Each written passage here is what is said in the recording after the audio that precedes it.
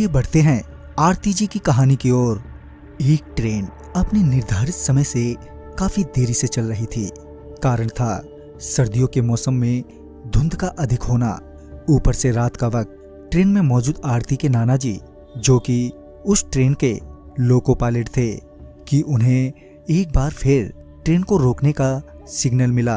दरअसल आने वाले स्टेशन पर एक ट्रेन सिग्नल न मिलने के कारण पहले से ही खड़ी थी।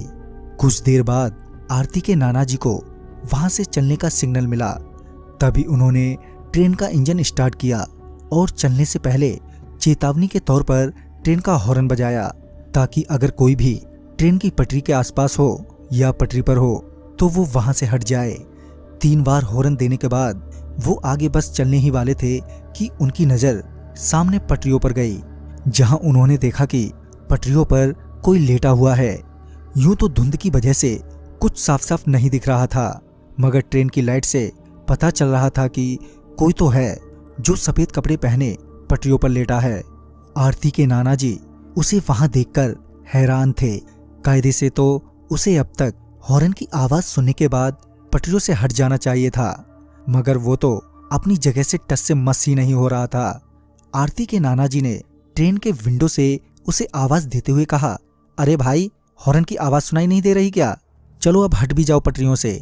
मगर उनके कई बार कहने के बावजूद भी वो वहीं ज्यों का त्यों ही पड़ा रहा। अब आरती के नाना जी को गुस्सा आने लगा था। वो मन ही मन सोच रहे थे कि कैसा आदमी है ये, इतनी तेज हॉर्न की आवाज से भी इसे कुछ फर्क नहीं पड़ा। वो ये सोचते हुए ट्रेन से नीचे उतरे और वो उसकी ओर बढ़े।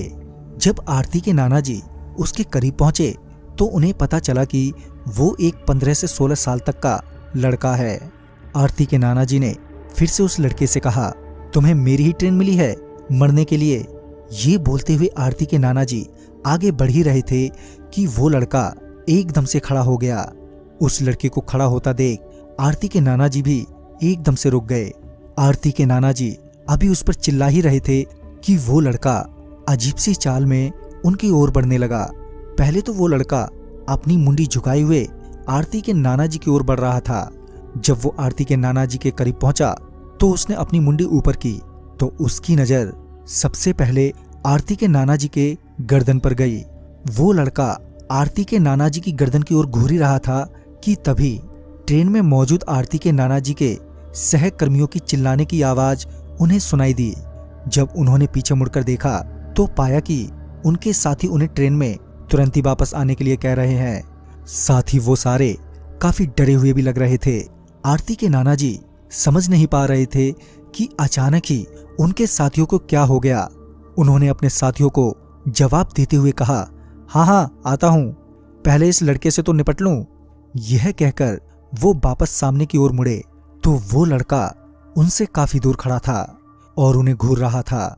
आरती के नाना जी का गुस्सा अभी शांत नहीं हुआ था, मगर पहले ही उन्हें काफी देर हो चुकी थी और वो अब और देर नहीं कर सकते थे। लिहाजन वो वापस ट्रेन के इंजन में पहुंचे, जहां उनके साथियों ने उनसे कहा कि तुम अभी अभी मरने से बचे हो। वो कोई लड़का नहीं था, तुमने शायद उसके पैरों को ध्यान से नहीं देखा। उस लड़के के पैर उल्टे थे। अपने साथियों की बात सुनने के बाद वो एकदम से सदमे में आ गए। तभी उन्होंने मामले की गंभीरता को समझते हुए तुरंत ही ट्रेन स्टार्ट की और वो वहां से निकल गए। मगर रास्ते भर उनके मन में एक ही ख्याल आ रहा था कि वो तो मुझे कुछ भी कर सकता था। तभी उन्हें ध्यान आया कि वो लड़का उनकी गर्दन की तरफ देख रहा था। फिर जब उन्होंने अपनी गर्दन पर हाथ फेरा तो उन्होंने पाया कि उन्होंने अपने गले में बजरंगबली का एक लॉकेट पहना हुआ है। तभी उन्हें एहसास हुआ कि शायद उनकी जान बजरंगबली की वजह से बच गई।